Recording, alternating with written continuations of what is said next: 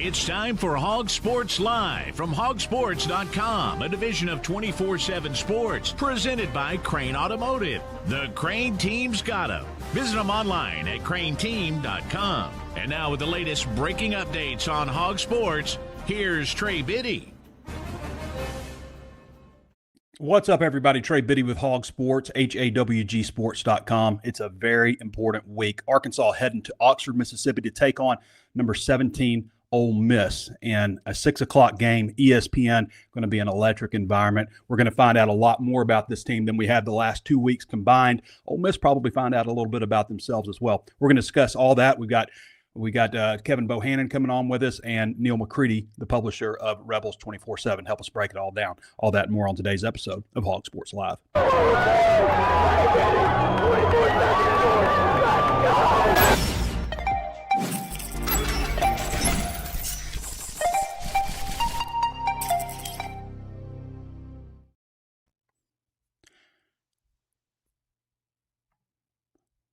First, today is the anniversary of 9/11, 24 years ago. It's wild that it's been that long. And when I think back about it, I just think back about how unified we were as a country back then. 9/11 versus some times now. 9/11 was a weird time for my life. And, my daughter came to me with a homework assignment. She needed me to fill out my experiences of 9/11. And it's so weird for me because my 9/11 story is so different than everyone else's because I wasn't there. I was in a field in a pecan orchard on a tractor all alone with no cell service. I found out about 6 o'clock that night that had happened. And I just remember feeling so alone and distant from everyone else. And I got home. My dad told me, it was I was on the way home. I was riding a tractor home, literally. And he pulled me over and told me about it at 6 o'clock. I got home and my buddy Chris Russell called me, and he lives in Washington, D.C. He's like, yeah, we've been off all day. And I was like, why? And he's like, are you serious? And at that point, I just felt stupid and foolish. And I remember at that moment, that night, I formulated a plan. I was like, I got to get out of here. I got to change my life. I made a plan to go back to school, get a degree in journalism. Long story short, 24 years later, here I am. And it's weird that my life-changing event came at a time when it was, so much tragedy for other people. I mean, families being destroyed and stuff. So just wanted to acknowledge today, 9/11. It doesn't seem like it was 24 years ago. Also want to mention our sponsors now at Crain Automotive. Crain Automotive Team has 16 locations across our state and is home to the Crain Commitment. You'll find Ford, Chevy, Buick, GMC, Hyundai, Kia, Volkswagen, and access to thousands of pre-owned vehicles. Vehicles for every lifestyle and every budget.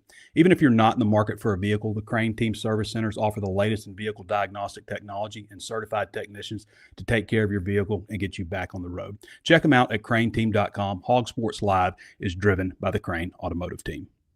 There it is, that feeling of a big win. Yeah, that's you, enjoying your moment, because you just won big with the Crain Team. Your perfect vehicle at the perfect price. You got Crain Cash discounts and more than you ever dreamed for your trade. Sure feels good, doesn't it? With 16 different locations around the state and every vehicle backed by the Crain Commitment, we keep Arkansas moving. That's winning. That's the Crain Team. Visit crainteam.com.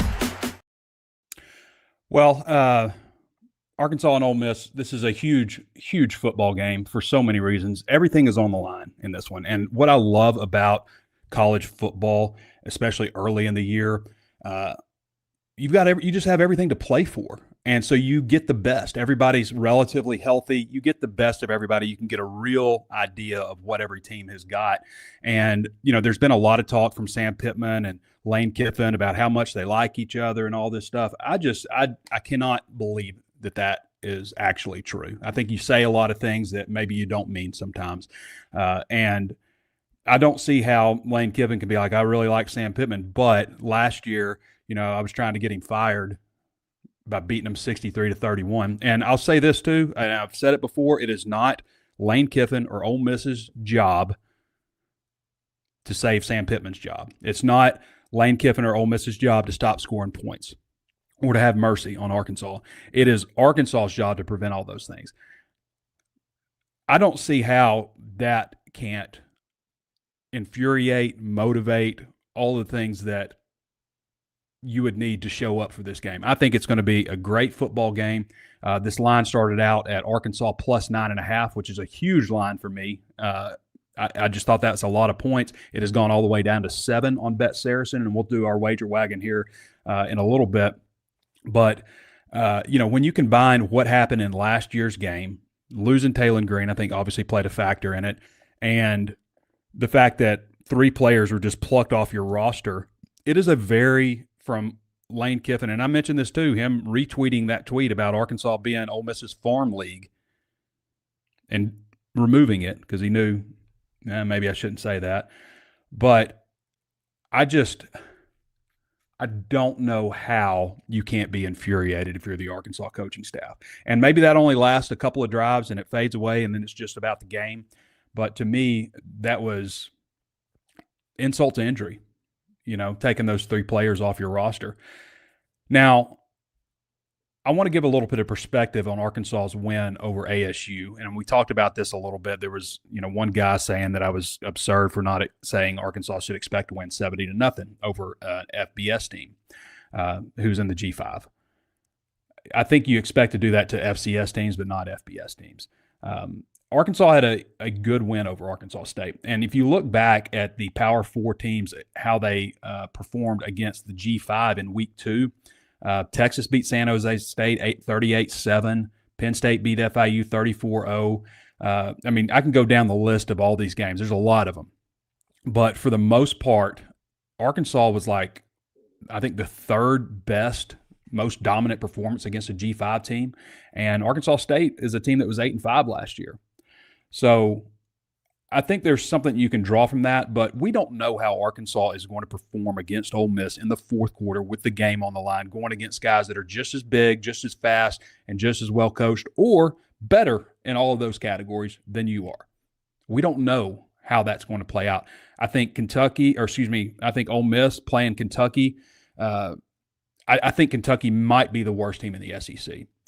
And I've always thought that Stoops is a good coach, but I just thought he made some really incredibly dumb decisions in that game, not kicking field goals. And I think sometimes coaches get into a scenario where they are chasing Lane Kiffin, chasing his 4th downs, chasing the things that he does from an analytical standpoint. You really just have to be your own coach. I don't know how your blood isn't boiling, though, if you're Sam Pittman and the Arkansas defensive staff. And again, it's on them. It's not up to Ole Miss to stop them or to allow Arkansas to get back in a game. Arkansas did a couple years before that.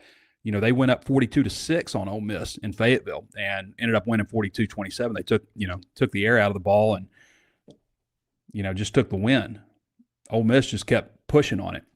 And I'll say this too, I can understand from an Ole Miss perspective. And if we were, if this was Arkansas doing that to Ole Miss, as fans or whatever, everybody's just like, ha, look at Ole Miss, laughing, mocking, all that stuff, doing the same stuff. That's true. Not worried about, any idea of sportsmanship or anything like that. But Ole Miss is also trying to get to the college football playoff last year and putting up impressive wins. They didn't get there. And the fact that they had Princely Unpronounceable, Walter Nolan, Pooh Paul, a ton of guys on defense who went to the NFL. More guys than I just mentioned who went to the NFL. Pegues, is that how you say his name? They had a lot of talent on that defense. And then to have Jackson Dart and, some of the weapons that he had around him at quarterback and not make it to the college football playoff, that's tough. And we're going to talk to Neal McCready about that. I actually pre-recorded our conversation with Neal. We talked for 20-something minutes, and I cut it up and condensed it to a smaller deal. But Neal and I go way back. We obviously, get to talking and get to talking and get to talking. So we'll talk with Neal here in just a little bit. But Ole Miss so far, they beat Georgia State 63-7. Now, Georgia State, they were terrible last year. I think they only won 2 games, but they're still a G5 program. To beat them 63-7, I think, is notable. Beating Kentucky on the road 30-23, and the reason it wasn't 10 points is because Kentucky kicked a field goal with like 8 seconds left. But beating them 30-23 on the road is still notable because Kentucky has everything to play for, even though they're not a very good football team. I think crowd noise could play a role in this. Like we see Arkansas and we say, okay, Taylon Green, looks good, all this kind of stuff. Arkansas had too many penalties against Arkansas State. They got away with a couple of things. There was a block in the back. I think Arkansas State scored a touchdown, as I've mentioned. They got away with a couple of things. Too many penalties, too many special teams errors. These are the kinds of reasons that I'm going to end up picking Ole Miss in this game. I think Arkansas can win. I think it's like a 60-40 because Ole Miss is at home, night game, all of those factors haven't been tested to the fourth quarter, and Arkansas hasn't had those things. I think Arkansas, there's a lot of hope. And hope means something. It does, because it's better than not having any hope at all. It's not – I need to send Kevin this link real quick. I think I forgot to do it. Oh, no, I did it. Okay, so it's better than having no hope at all. But Ole Miss has been tested in the fourth quarter and has pulled out a win. They have a history of success. We know Lane Kiffin and this coaching staff's a good staff. Lane Kiffin's obviously a genius when it comes to offense. Pete Golding is the highest paid assistant coach in the country for a reason on defense. So the questions I have for Arkansas is the lack of being tested, crowd noise on the road, defensive line depth questions, and we'll get in here to a minute to the injury report. But I think there's a lot of motivation for Arkansas, and there should be for Ole Miss too. I just don't think that Ole Miss is as good as they were last year, based on what I've seen so far. Watched every snap, every play in the Kentucky game. I didn't watch them against Georgia State, but I did watch the Kentucky game.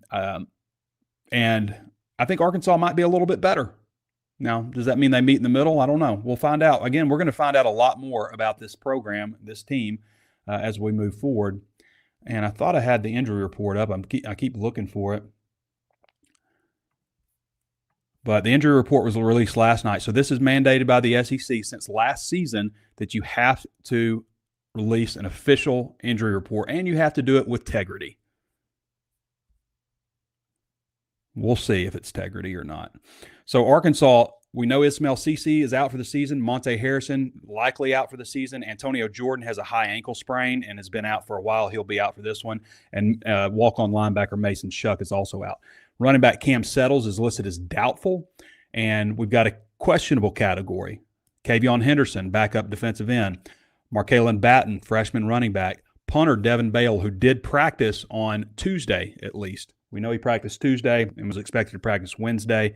David Oki, we know he practiced Tuesday, and they were expecting to practice him Wednesday, which is a really good sign because that means there was no swelling.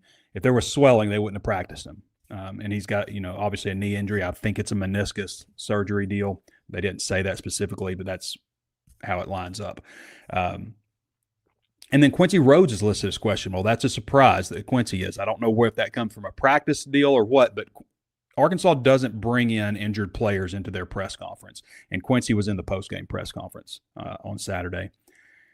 Selman Bridges is listed as probable, as is Trent Whalen listed as probable. So, there's different categories. Doubtful is like, questionable. This questionable line, seems encouraging until you see that there's a probable line also.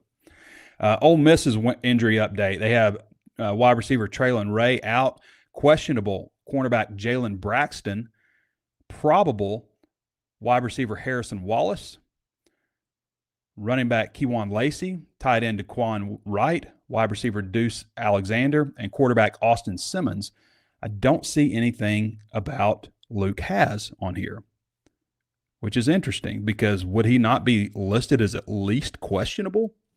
For a guy to go through, I guess according to Chase Parham at Rebels 24/7, for a guy to go through all the individual stuff but not do team stuff, how could you not list him as questionable at least, or even probable? I don't understand that entirely. So, but we know Jalen Braxton. We know Luke Hasz, and we know that Patrick Kudus are all at Ole Miss now, which is super weird, but that's college football in 2025. And I'll say this, like as frustrated as we get about how things go in the offseason, and there's a lot of things to be frustrated about, when football gets here, it sure is nice. And I'm really looking forward to this game. Like Oxford, 64,000. It's going to be packed with rowdy fans. It's going to be a tremendous environment. That is what college football is all about. Early SEC games, middle of September. Looking forward to it, and I'll be there. Okay, let's get into some of the bets that we've got coming up this weekend, and with the Bet Saracen Wager Wagon coming up after this. It's a fine barbecue, Joe. My own secret recipe. Where's Super Sid? I got him on the FaceTime. Where you at, Sid? Hey, I'm in Milwaukee at the Bucks game. How are they playing? They're pretty good. They just need to get healthy. Speaking of playing, what's shaking in Bet Saracen? Oh, great offers, Pat. Like for new players to Bet Saracen, they'll get $125 to use for new bets. Gotta love Bet Saracen. Somebody in the comments was like, "Tegrity, what's that?" It's just short for integrity. A little South Park bit. So week 1, we went 4-2. I accidentally did 6 games. We were 1-0 in the Arkansas game. This is all of our bets. Week 2, we went 3-1 because I wanted to balance it out, so I only did 4 games. So we're 7-3 overall. We're 2-0 with the Arkansas games. So first game I like UTEP plus 40.5 at Texas. Texas only has Sam Houston State up next as far as some easier games before they dive full into SEC plays. But even if Texas beats them 52-14, that's only 38 points still. And Texas hasn't really had an offensive explosion. UTEP lost to Utah State, who I think is pretty good for their level also. Vanderbilt, South Carolina. Vanderbilt is at South Carolina. Vanderbilt's +4. I'm taking the Commodores in this one. I don't feel great about it, but I like Diego Pavia. And it's a really good quarterback matchup with Lenora Sellers on the other side. They have a common opponent. They both have played Virginia Tech. South Carolina beat them 24-11. Vanderbilt beat Virginia Tech 44-20. Obviously, you're not supposed to compare scores, but it's fun to do it anyway. It's fun to look at it. But you got to take it with a grain of salt. But I like Vanderbilt at +4. I like Kentucky -24 versus Eastern Michigan. I know I was just saying that Kentucky might be the worst team in the SEC, but I think that they have a bounce back game against Eastern Michigan because Eastern Michigan is not very good either. They're 0-2 this season. They were 2-8 or something last season, 2-12, I guess, whatever. In the Mid-America Conference. So I like Kentucky -24 in that one. I like Notre Dame -6.5 versus Texas A&M. This one is at Notre Dame. As we know, Notre Dame lost to Miami last time out and has had a bye week. They had a first week bye. So they've got an extra week to prepare for Texas A&M. And I'm a little surprised by A&M's defense, giving up 24 to UTSA, giving up 22 to Utah State. Texas A&M is supposed to be this super strong defensive team, and I know Notre Dame is, so that's something to watch. But -6.5 Notre Dame at home against Texas A&M. I like the Irish in that one. And then our game, of course, Arkansas is -7 against Ole Miss, and I think it's going to be a close game. I really do, and I've got it right now. I think Arkansas loses 35-31. As I said before, I think it's a 60-40 matchup, so very close. I give Ole Miss the edge in a little bit more experience with playing a tougher opponent, being the home team, and just the history of this series recently. I mean, Lane Kiffin has won over Sam Pittman the last 2 years, including last year, and that's hard to forget. So I'll go with Ole Miss, even though I think Arkansas has an absolute chance to win this game. I just wonder. I think it's going to be a fourth quarter game, and it could depend on who has the ball. So those are the 5 picks this week. Check out Bet Saracen, Arkansas's #1 betting app.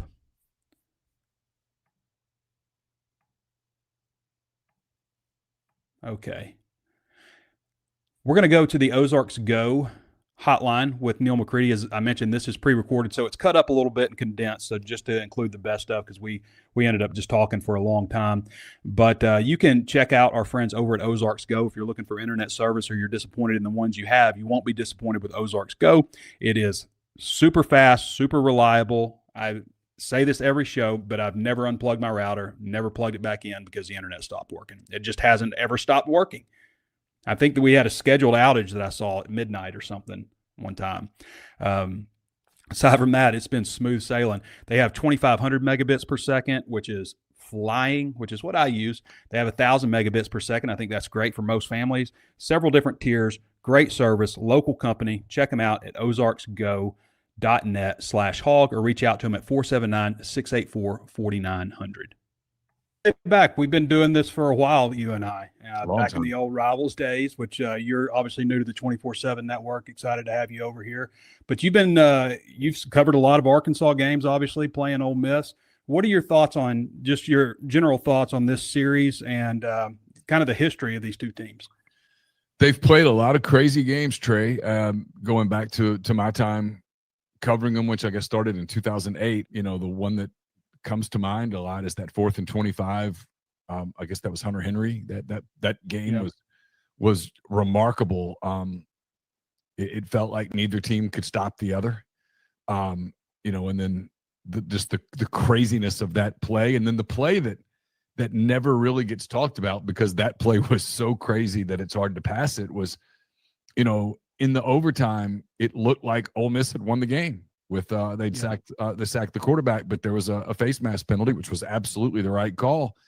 It set up another opportunity, and I can remember being in that end zone and just you could see on the Ole Miss defensive players' faces like, I don't know what else we can do. And sure enough, Arkansas scored. And I remember covering Houston Nutt's first game back to Fayetteville. It was an angry stadium that night, and then of course I remember Houston's last game against Arkansas in 2011, where I had predicted that Arkansas would win 49-10. Wasn't no 49-10, Neal McCready. No 49-10, was it, Neal? I don't read your stuff, but one of my freshmen did. And of course, that freshman was Danny Nutt. So I have a lot of memories of it. And then, over the last 6 years, I guess it's become a fun game for us because we get to see the kids. My oldest daughter, Campbell, enrolled at Arkansas in 2019. Our middle child, Caroline, followed 2 years later.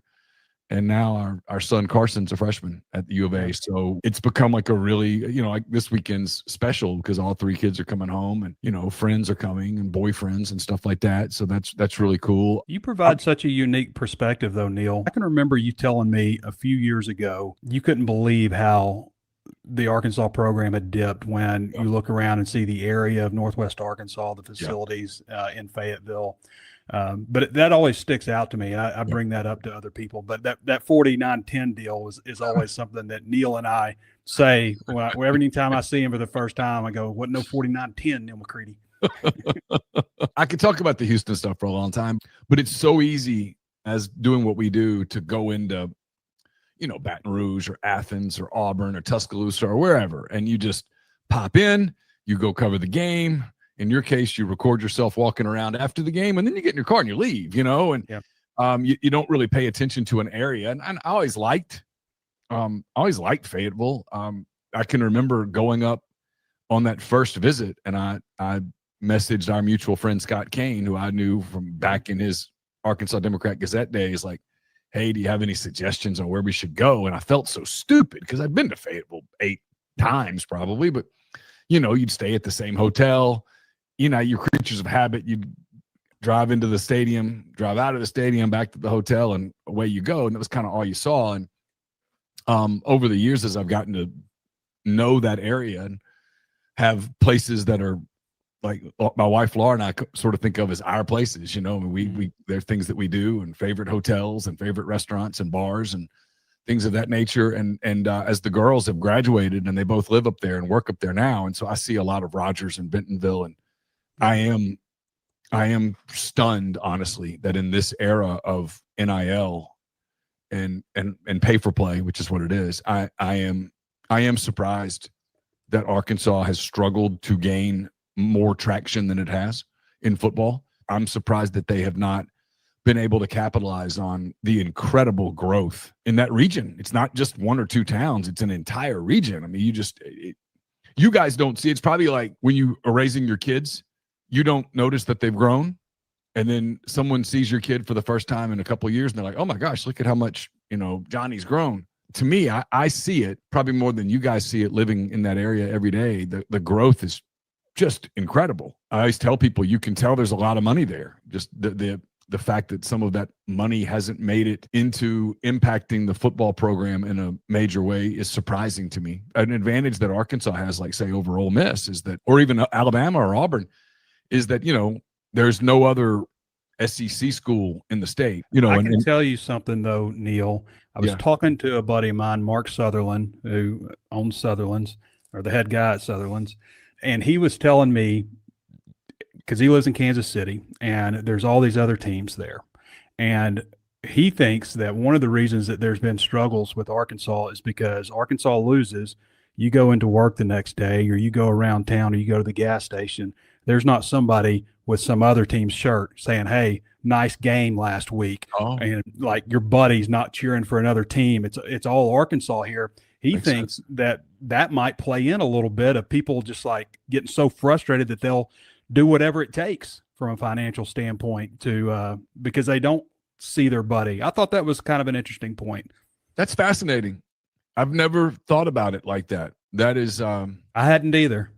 I'm going to have to give that some real thought. I mean, that you have perplexed me. That makes sense. That's we were at Hugo's, by the way, which you haven't been to Hugo's. I'm sure you've been there. Yeah. It's kind of a staple place. Yeah. Hugo's is awesome. The vault, the cocktails at the vault, man. Yeah. Amazing. Yeah, any place where you go have cocktails and they're wearing like welding gear and stuff, that's they're probably going to put a lot of time you're probably in for a treat. Obviously, an injury report, be damned, who knows. But Austin Simmons, I've gone back and looked at it. It's an exterior rotation of the ankle. That usually means high ankle sprain. He did come back into the game. You could see it was kind of a ginger Neal. There's probably no way to tell, but one way or the other, how does this impact the game? Well, I was in Lexington. I saw the injury, and when I saw the injury in my binoculars, I thought he's out multiple weeks. And I got down on the field, and someone close to the program told me, in the last couple of minutes of the game, that it was a hip and ankle. And then I saw him kind of bouncing around a little bit. Obviously, he went in the tent. I don't know whether he was given, a shot or anything like that. I have no idea. And then after the game, he met with the media, and that was my first sign that, well, maybe he's okay. And then Kiffin, who is usually really coy about injuries, said that he was okay. He was cleared to return, that he could have played more, but that they had decided to go with Trinidad Chambliss on that one of those last drives because they decided they were going to run the ball, take the air out. And he's obviously a very gifted runner. And I guess I bought it. And then on Sunday, Kiffin again said that Austin was fine. And on Monday, Kiffin's normal answer to a question about injuries is, we hope he plays. That's it. It's very coy. It's all he does. It's almost a joke among those of us on the beat. And he kind of did that again, except he's like, oh no, he practiced. He's good to go. And so I tended to believe him till late Tuesday night. I've gotten some information from people who normally are viable that he's either going to be limited or doubtful. And one person says he's out. I don't know if he's out. I don't know. There's people close to Austin who say that he's fine. He's going to play.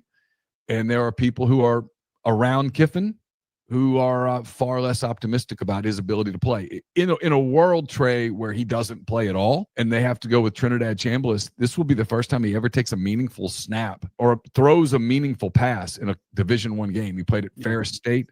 He's a very athletic kid. He can really run. But, I mean, the offense does not do all of the things that it can do with Austin Simmons when it is Trinidad Chambliss, I wouldn't think. I would probably guess a little medicine, tape it super heavy, see if he can go. I think he'll probably play, but they could use both of them. I think that, and you just kind of see how he is, or see how he is in pregame.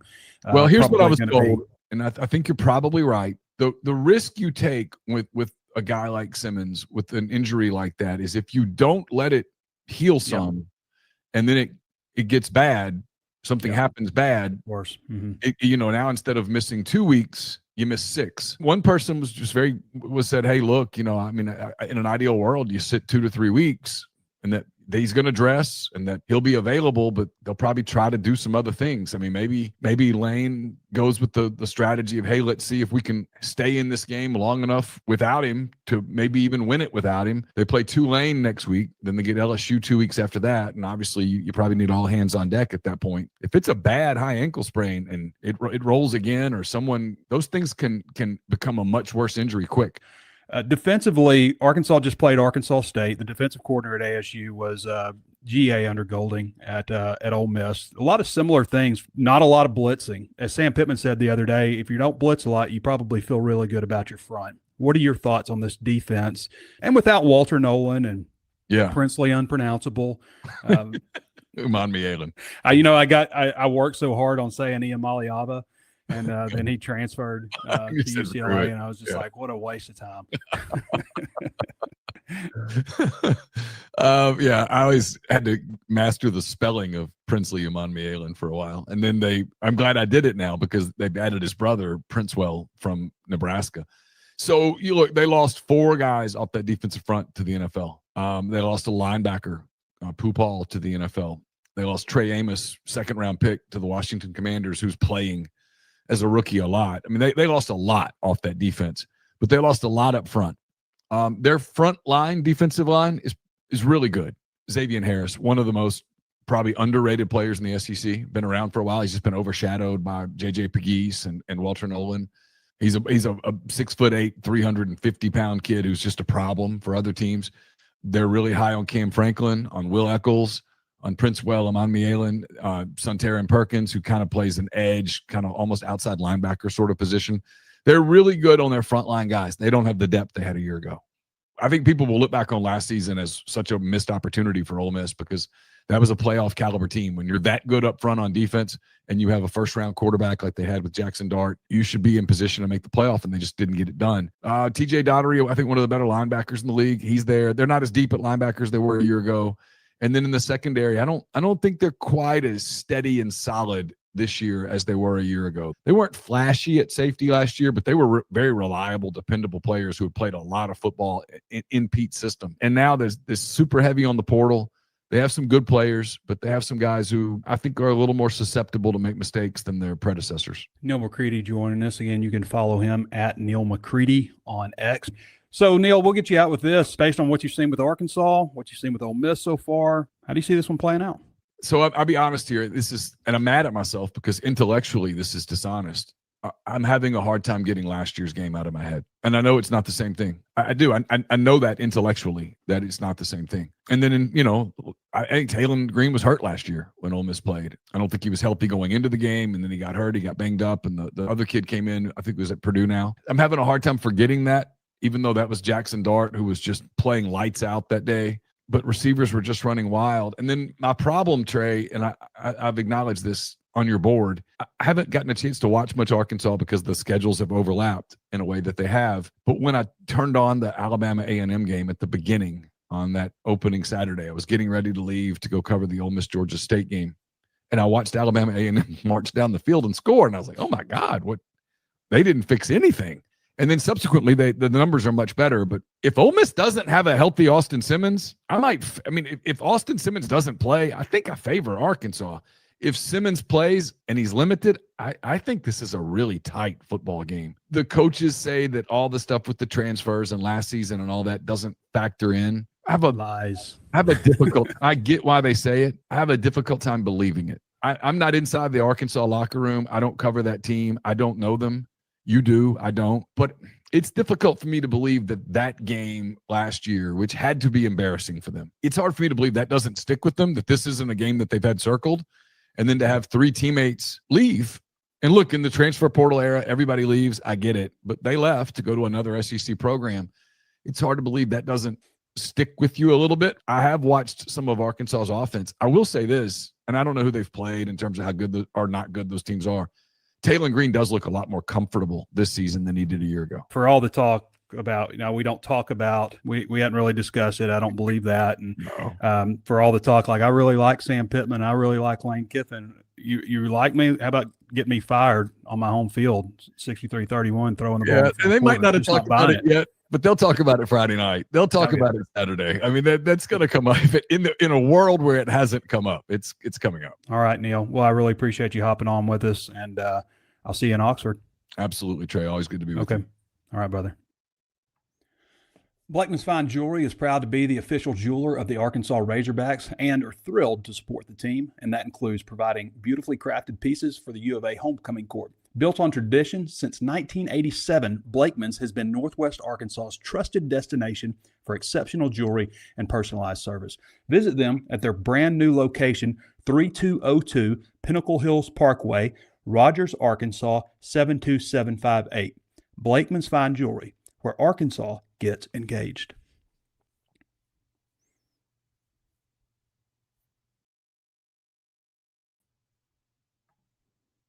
I goofed that up. Sorry, I'm going to read it again. Blakeman's Fine Jewelry is proud to be the official jeweler of the Arkansas Razorbacks and are thrilled to support the team, and that includes providing beautifully crafted pieces for the U of A homecoming court. Built on tradition since 1987, Blakeman's has been Northwest Arkansas's trusted destination for exceptional jewelry and personalized service. Visit them at their brand new location, 3202 Pinnacle Hills Parkway, Rogers, Arkansas, 72758. Blakeman's Fine Jewelry, where Arkansas gets engaged. That was the first time that I have done a pre-recorded segment, and I didn't know I have to remove the segment. I thought it would just drop away. All right, let's go to Kevin Bohannon now. For those of you who don't follow Kevin, you can follow him at Kbo Baseball Guru on X. How about that, Kevin? I nailed it. You knocked it out of the park, brother. So how's it going? Going good. I'm excited about this game. This is one of the first games I went to at War Memorial Stadium. It was a 17-3 loss back when Arkansas was still part of the Southwest Conference. So I've always had it, whether it be football, baseball, had a big affinity for this Ole Miss series.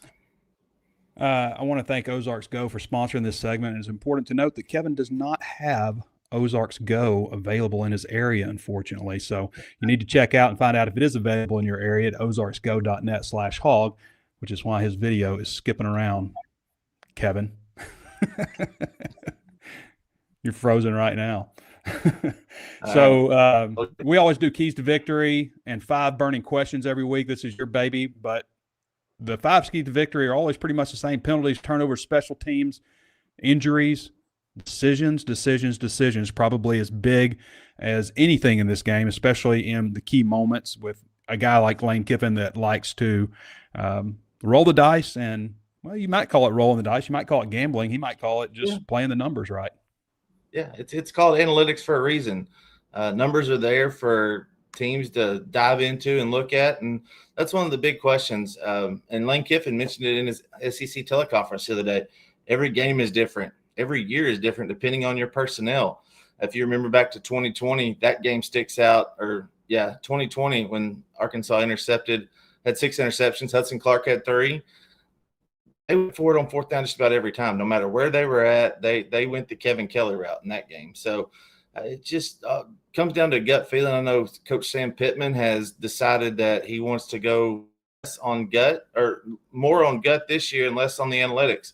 Morgan Turner still has the book that has the numbers and what they should do in certain situations, but Coach Pittman wants to go with his gut more. So it's a feel thing. It's a preference.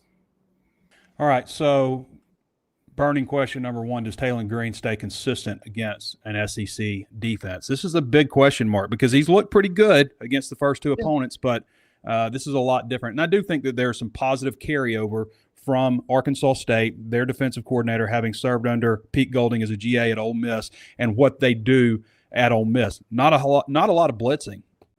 Yeah, and Ole Miss relies on their front 7 usually. You know, Xavier Harris, 6'8", 330 is a big dude out there, and Coach Pittman said we've got to have a plan for that guy. So, 4-2-5, they're going to be ready for it. I think the thing that Taylon Green got into trouble with last week is he got tunnel vision a couple of times. That happens as a quarterback. You get locked in on the dragging routes, and you just lose sight of, hey, I'm a quarterback. I can throw this ball through anybody, around anyone, at any time, and it just didn't happen. Linebacker dropped back into coverage. It happens. So On the curl route, threw it inside to the wrong side. It floated. It was kind of, looked like what he did last year at times. So there weren't anything that I saw last week that Petrino corrected it right away. Next question, can the offensive line perform at a high level? This is a big question because we know that Arkansas put a lot of money into revamping this offensive line, bringing Corey Robinson, Caden Kittler, Shaq McCroy, who we actually haven't seen. I'm a little surprised that we haven't seen more of Shaq McCroy this year, but shifting Fernando Carmona inside. And it's not the defensive line that Ole Miss had last year, but they still have got, like Harris, 51 is, he's an animal. And they've got really good players up front still. Yeah, and those guys every year. Lane Kiffin built this team to win in the SEC. And as you and I know, it starts up front in the trenches. I made the comment that when on the touchdown run by Mike Washington last week, that reminded me of some of the better offensive lines that Arkansas has had in the last 25 plus years. It reminded me of some of the Mike Marcuson groups that would go out and make you pack a lunch, snack, and dinner if you wanted to beat them in the trenches. So, some of the ones that Pittman had with Denver Kirkland, Dan Skipper, some of those guys, Jonathan Louigs, just going back through all the guys that have been in the trenches for Arkansas. And this group, and the one thing that I looked at and noticed was, look, left side is a little bit stronger right now. And that tends to make an offensive coordinator be left-handed, so to speak. Petrino hasn't shown the affinity to be left-handed too much so far, but it's time to come together as a unit. I think they performed pretty well this weekend. Kenai Walker, you've noticed the same thing I have, and I think a lot of Razorback fans. He has been pretty exceptional so far at cornerback. Really helped shut down Arkansas State's top wide receiver. He gave up one pass play. I think it was in the fourth quarter that I saw. He's just been really exceptional. And it's important to know that wide receiver is the leader nationally in receiving yards in college football. And they really limited him. But is that going to carry over when we're talking about SEC play? I think it does, because he's been there at Oklahoma. He has seen what it takes to be good at this level. That's the big thing when you get transfers that come in, whether they come from a Central Florida or Georgia Tech. That's not much different than the SEC. But Walker was at Oklahoma. He's seen what it's like, and he played for Brent Venables, one of the best defensive minds of our generation. So he knows what it takes to play at that level. Now, he got of it last week. They shut Corey Rucker down. 3 catches, 20 yards. You saw the frustration with Rucker when he spiked the ball on the sideline after running a crossing route the whole field, and Julian Neal was in his pocket the whole time. So those two have really come together, and they've separated themselves from Davila and Selman Bridges. Jaheim Singletary just had a bad week last week, plus the 4 holding calls altogether. So got really good press man coverage. That's what it's going to take to knock the RPO timing off against Ole Miss. It's a road game. Arkansas has played at home. They have played home away from home. They had to travel for it. And it's kind of like an escalation. A home game that you travel for, and now a true SEC road game. This could affect Arkansas. I know that they're playing with crowd noise. I know that's got to be annoying. I wish there was a better way to practice versus, when Arkansas played Mississippi State one year, I remember Chad Morris had this. It sounded like somebody had a bag full of silverware in a loudspeaker and just shaking. I was just like, there's got to be a better way than this. Of course. Yeah, there is. And, I've seen Rocky Top played through the speakers at various stadiums throughout the SEC. I know Alabama, Florida's done it. I know Steve Spurrier used to do it when he was in the swamp as the old ball coach. So, pipe in some music. And it's not just the crowd noise. It's about distraction. And distraction can come from a lot of different areas. An irate, energetic student section, for example. Lane Kiffin pointed that out the other day, which fits with, kind of his aura, so to speak. So, it's a build-up. They had a big crowd last week. They had a big crowd for the opener in Fayetteville. But 6 o'clock on a Saturday night, the Grove's been going all day. It's going to be a different crowd. And whether they're a little quiet because they've been in the Grove all day, we'll see. But Friday night or Saturday night in the SEC, it's always going to be exciting no matter what. They just have to stick with what they do. Sam Pittman pointed it out best. Know what you're going to do, confident in run the play. I think we can agree on your last one about whether this is becoming a natural rival, even though Lane Kiffin thinks Arkansas is just their farm team. But Yeah. we can agree on that. Let's get you out of here with how you think this game is going to play out. And if you got a score prediction, we'd love to hear it. Absolutely. I think Arkansas is on a path to have a good season. I picked 8-4 at the beginning of the season based on what we have seen and what we've heard from Sam Pittman. Injuries factor into that. So getting David Oki back, if they're able to play healthy and not have anything go wrong the rest of the year, I do believe they're on the path to do that. I think Arkansas wins this one. This falls into the category of picking off a team that they shouldn't have. Winning against the number 17 team on the road is not a game they're supposed to win. I think Arkansas does it 38-34. All right, Kevin. Arkansas with the win. Appreciate you hopping on. Thanks, All Trey. right, everybody. Follow him at Cabo Baseball Guru. I got criticized. Like, it's not that hard, Trey. Oh, boy. So I worked on it. Appreciate you, brother. Thanks, man. All right. Kevin Bohannon. Follow him again at Cabo. Does a lot of great content for us, baseball, football as well. I'd like to tell you about our friends over at Walker Brothers also before we get into your questions. Walker Brothers has tons of elite brands for men's clothing. There's nothing like it. They just opened a brand new store in Rogers, 3503 South 55th Street, Suite 101 in Rogers. They also have a Fayetteville location, 577 Millsap Road, Suite number 6. You can get all the brands. Faraday, as I mentioned, is one of my favorites. Peter Millar also. Love Peter Millar, especially for golf. Their performance stuff. Johnny O, Horns Legend, Divot Sportswear. Go in there. They can get you set up. They've got all the menswear that you could possibly imagine. There's nothing really like it. I know there's nothing like it in Northwest Arkansas. I don't think there's anything like it in the state of Arkansas as far as some of the threads you can get. But they've got the curly tail on the on all their, all those different brands, and the Crazy Hog logo with the Peter Millar. A lot of dedicated Razorback gear as well. Go check them out at Walker Brothers. We ready for questions? Okay, I didn't have questions brought up. So give me just a second. Here we go. All right. Razorback in NYC says, T-Will's game planning for specific opponents has been counterintuitive over the last 2 seasons. Ole Miss has the worst OL in the SEC by a long shot. This is Razorback in NYC saying this. The longer Simmons holds the ball, the less accurate he is. Just like all Kiffin defenses, they have. This is a novel. This isn't a question. I like your NYC, but let's get a question going. There's another one.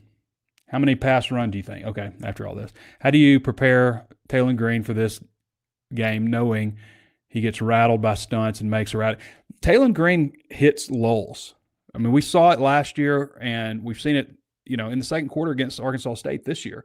He hits a period where he's just not, I don't know. And I worried about Arkansas jumping out to that big lead because I wanted to see consistent play throughout. And obviously it's great to jump out to a big lead, but there was a real lull overall that second quarter. He threw those 2 interceptions. They just didn't play very well. So he's got to be consistent and steady and not – you've got to play it one play at a time, one series at a time, one third down at a time. And it's great to get out and emotional, and I'm sure there's going to be a great, pregame speech about what this game means and what they did to them last year and all that kind of stuff, but that will fade eventually, and you have to just be consistently play one game at a time. You have to be, Okay. How many passes to runs do you think? I think they need to run the ball a lot more. I think that Mike Washington has 18 runs so far. I could see 18 runs in this game. And part of the reason I'd like to see them run the ball a little bit more in this one, not only because I think that they could have success, and if they have to go to the quarterback run, then that's always there in their back pocket with Talon. If things aren't going well in the passing game, that's always there, which is nice. But I want to keep that defense off the field because I wonder about the depth up front. It'd be great to have David Oki back. Hearing that Quincy Rose is a little dinged up, I know Cam Ball was at least a little dinged up or something, had cramps or something going on in that game.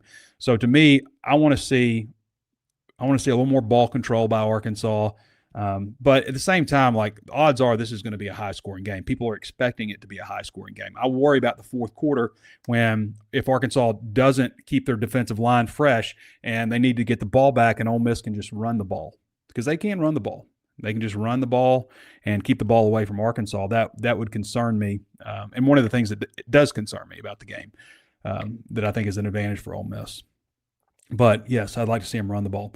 CNorm68 says, Ole Miss having multiple Hog players on their roster from our team last year, what does this affect as far as game plan? I mean, I think there's probably going to be some discussions, but as Sam Pittman mentioned, you change terminology and all of those things every single year. But, yeah, there's probably some, maybe player stuff, giving some insight on this player likes to do that or this player isn't good at this. There's probably some of that. Arkansas also has Kavian Browsard from the Ole Miss roster. He's a backup offensive lineman. So maybe that, kind of cuts both ways a little bit. But, yeah, you change signals, you change terminology each year, unless you're John Chavis, who runs the same stuff, even though they're playing a freaking quarterback who was on their team last year. Thorhog says, I know David Oakey practiced some earlier this week. Do you know if he practiced yesterday? I don't know. I know the plan was to practice him. And if the plan was to practice him, that means that he didn't have any swelling. Otherwise, they wouldn't have planned that. How many do you think? If he can give them, like I was talking with Rick Schaefer on Drive Time the other day, like I don't know that he's going to give them 30 snaps or something, but if he could give them 10, like if he could give them 10 snaps, like allow them to rest some guys a little bit in a certain part of the game or the third quarter or something for a series or two. If he can give them that would be really huge. And if he can give them more than that would be fantastic. Angel says, Tebow, come meet me in the Grove before the game for a cold soapy. Whoa. What's a cold soapy? Is that a beer or? Joking aside, we have been electing to receive, or did opponents defer the pass? I can't even remember. We keep up with it on our we do game updates, like live updates throughout the thing, and Tyler Glasscock has that. Hogtalica says, Arkansas seems much improved in the penalties and turnovers categories 2 games into the season. They had a lot of penalties last game and two interceptions thrown. Do you think this is a better discipline, ball security? I was disappointed in that area, actually, Hogtalica. I thought they had too many penalties. The first game, they only had 2 procedure penalties and they had a holding penalty. So they were good the first game. The second game, I felt like there was maybe a couple of penalties that they might have gotten away with, and 9 penalties, I think, total. That's too many. You can't have 9 penalties and 2 interceptions, against Ole Miss. That just does not need to happen. Swine Master says, Trey, do you expect to see a lot of 3-2-6 defense we used against Tennessee last year? Yeah, I think they could do that. 3-3-5 defense, we've seen them do that. They have a 4-3. I think it just depends on what they think Ole Miss is going to do to them. But, yeah, I think we could see that. Ole Miss can run the ball, though. And it seems like Simmons is similar to Nico Yamaliaba. If we do, can we limit Simmons running? Well, one of the big things in this is, and I talked about it a little bit earlier, but Simmons' availability. And let's talk about what happened. I went back and watched, and I'm not like, obviously you don't want anybody to get hurt, but this is an important part of the game. This is their quarterback. He had an outward rotation of his ankle. You can go back and see it. An outward rotation means high ankle sprain. If you're going to have a sprain, it's going to be a high ankle sprain. An inward rotation generally means a low, we just call an ankle sprain, but a low ankle sprain. The high ankle sprain can be really debilitating. It can take a long time to recover from. Taping it up and all that kind of stuff helps, but you do run the risk of damaging it further by playing with it. So it's a risk. It's on his left foot. It's his plant foot. That can disrupt timing, mobility, obviously, a lot of different things. And trying to play not to get hurt also. It is a factor. I think this Trinidad Chambliss kid is a weapon for them too. Like I don't know how good a passer he is. I didn't watch the Georgia State game. I know he threw some balls in that one, but he didn't throw any passes in the time that he came in. I also say this, when they brought Austin Simmons back in, he does a kneel down. It's his right foot forward and his left foot back, and he pops up, and when he pops up, he doesn't put any pressure on there. I wonder if there's a little bit of gamemanship there going on from Lane Kiffin. I wonder if there's just a little bit of gamesmanship.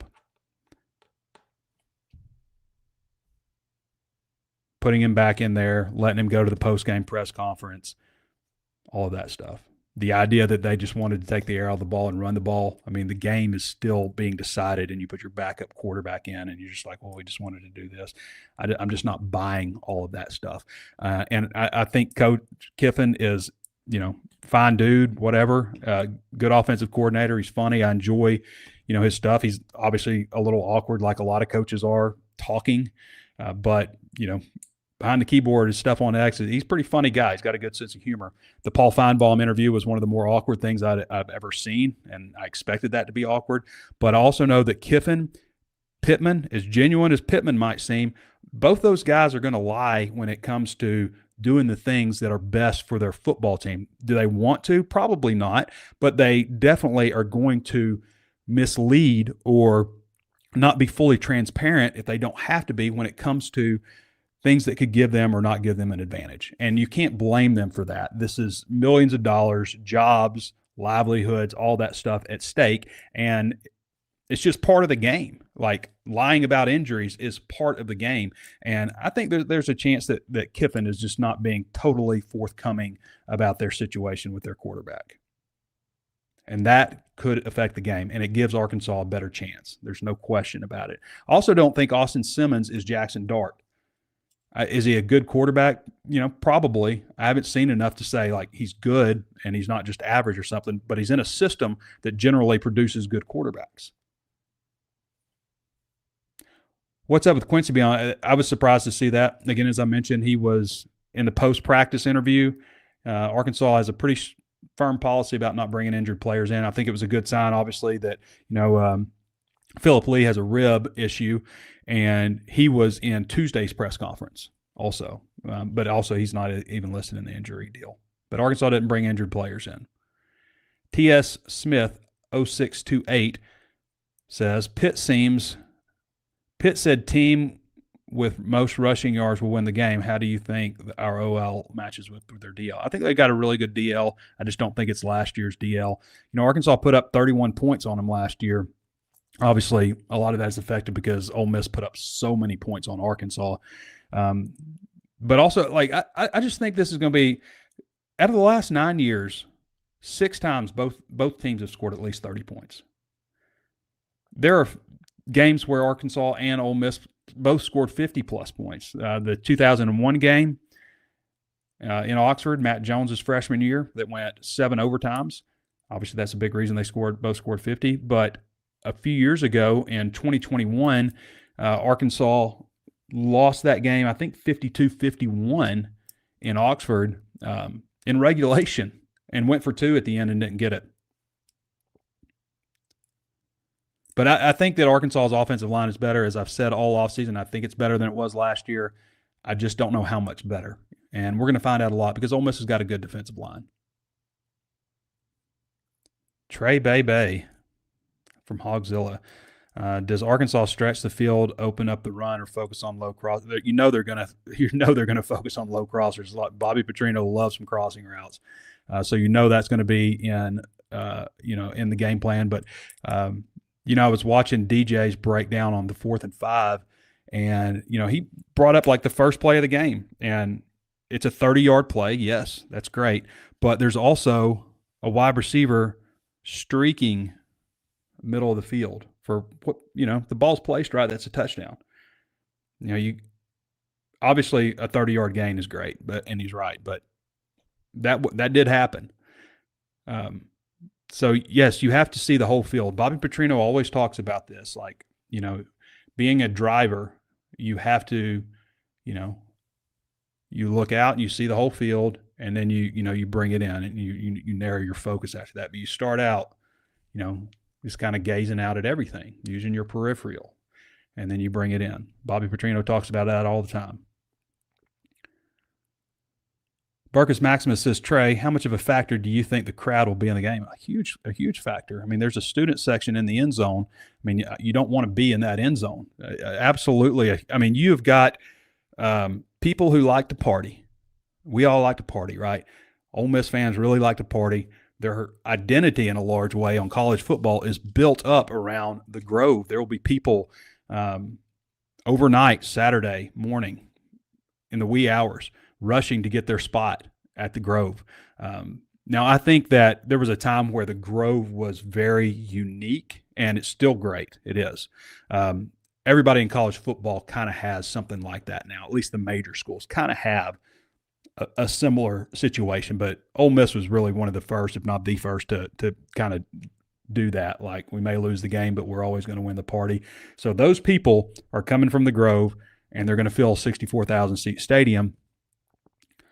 It's going to be route. I mean, it's ESPN 6 o'clock. Like, imagine for us in Fayetteville what the tailgating scene's like, how rowdy it's going to get. Yeah, it's going to be intense. It'll be a factor. I mean, they're obviously preparing with crowd noise in practice for a reason. Chad Razorback says, do you ever remember a coach before Pittman that has so consistently had teams play better on the road than at home? I do not. Pittman has only lost a true road game by more than a touchdown 3 times, 2020 Florida, 2021 Georgia, 2022 Mississippi State when KJ didn't start. That is interesting. I've never just put that together, but yeah, that 2020 Florida team was really good. 2021 Georgia, that was 30-0 or something. And then KJ not starting at Mississippi State, obviously, in 2022. Yeah, that's interesting. That's a really good point, Chad.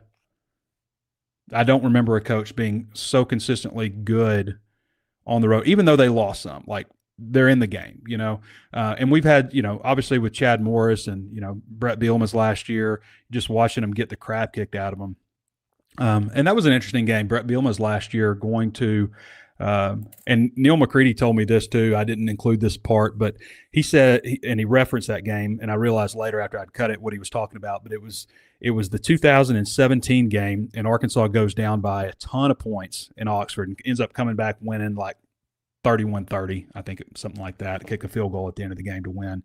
But Neal said he saw Jeff Long, and Jeff Long looked disgusted that Arkansas had come back to win that game, which is weird. I don't know. He pointed. He said he thought they must not have a very good relationship or something. I don't know. That's kind of weird. Anyway, but yeah, we have seen Arkansas just play terribly, guys. I'm going to this game. I have witnessed 16 straight. It might be 17. I think it's 16. When you start looking back as far back as I have. I mean, I'm going back to the last time I went to a true road game that Arkansas won was 2016 TCU game, which I think was 2 overtimes. That's the last game that and I go to a lot of road games. 16 straight losses. Yeah. I'm not the curse, as I mentioned before, and that doesn't include bowl games. It doesn't include neutral site games. I was at 2021 Texas A&M in Arlington, where Arkansas won, so on and so forth. I've been to all the bowl games that, the Outback and all that stuff. So, but yeah, at least 16 straight road losses that I've attended. And I'm going to every one of them this year except for Memphis. I'm not going to go to the Memphis game because it's 11 o'clock, stadium under construction. Press box moved to the other side, second row. You can't see the bottom third of the field, so it just doesn't make a lot of sense to attend that game for me when I can get a lot more out of it from home. So that's the only one that I'm not going to. Arkansas is going to win at least one of these that I'm going to. I will go to an Arkansas road win this year. It might be in Oxford. Tinfoil Hog Hat says, my wife asked me why I'm so invested in 20-year-olds. until I don't know why we are, but we just are. I make this point until recently. I was able to drop Monte Harrison at 30 and proves that I still have a chance to play at this level. Absolutely devastated by his injury. Hope he can come back as a player for us. Yeah, it is a cool story, and it's certainly unfortunate for a guy that's 30 years old to be taking a red shirt and going to be a redshirt sophomore at 31. I mean, Monte Harrison's a guy we pull for, obviously. But I always say this, like you start in your childhood cheering on the Hogs. Your parents taught you right and all that stuff, and it's just something you can't let go of. I don't know what that is. I don't know why you can get a divorce and, end up hating someone you loved. I don't know why you can, just completely lose touch with people that you saw every day at work or friends you grew up with or any of those things. I don't know how you can do that. But when it comes to your kids and it comes to your team, there's just no separating it. I don't know why that it would be in the same category in that regard as your kids, especially with there's so many. I mean, sports is a light topic. Like sports is supposed to be fun. It's supposed to be a roller coaster of emotion and energy, but it's supposed to be fun. But man, they will hurt you, and you'll keep coming back to them. It's like sometimes it's like an abusive relationship, It really is sometimes. Like you get hurt. I mean, it's not really, it's still sports. It's still supposed to be light. But we take it seriously, man. People get pissed. People get so pissed during games and so overjoyed. Grown men will cry. I mean, C. Martin 16 says, what players need to show out for this game to win this game? Well, obviously, Taylor Green. You knew that. You weren't asking about the quarterback. You knew that. Mike Washington, I would think, needs to have a really nice game. It would be great if Quincy Rhodes or Phillip Lee could get pressure on that quarterback, hit him. Xavier Sori, big game. But let's talk about the secondary. I mean, this is an answer that I hate giving because you ask what players need to show up, and I'm like, everybody needs to show up, which is the most rehearsed coach speak, coached up player response ever. Everybody's doing great. Love Nick Perry. When we interviewed him in fall camp, he acted like everyone was going to play in the secondary. And I was just like, afterwards, I was just like, everybody's not playing in the secondary. And we see, here we are in the season. You've got basically 3 safeties playing and 3 corners, really. So, no, not everybody's going to play. But I get the excitement and enthusiasm from a coach in camp. But, I mean, I think this secondary needs to have a good game. And no, they weren't, for the most part, guys that were here last year, Larry Worth, Miguel Mitchell. Worth played a role in allowing some of those huge plays. Miguel Mitchell really did not, and he played in the game, but he did not play a huge factor in Arkansas just surrendering all that. But you see a lot of Larry Worth in the frame, and Larry Worth has a lot of ability and a lot of potential. So you want to see him, change things around. But a lot of the guys that gave up so many huge plays, you can go back and watch the video, gave up a lot of the huge plays, are in another uniform this year, or they're not on the team anymore. Hogtalix says, I think Mr. Sutherland may be right. Yeah, I know. When he said that, I was just like, holy crap. It's like that eye-opening moment. It's like,